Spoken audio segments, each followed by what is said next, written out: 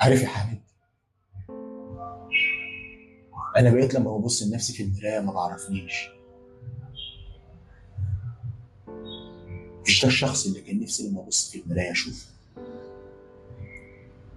ولا دي الحياه اللي كان نفسي اعيشها. يمكن ظروف الدنيا كده، يمكن.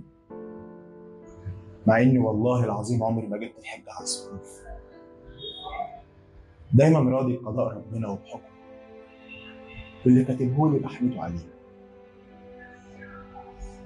بس يمكن ظروفي كده، ان وانا صغير قالوا لي ان العلام هيخلي ليك قيمه وسط الناس. كنت حاضر، ذاكرت واجتهدت. اخي انا كنت بطلع من الاوائل. رجعوا تاني قالوا لي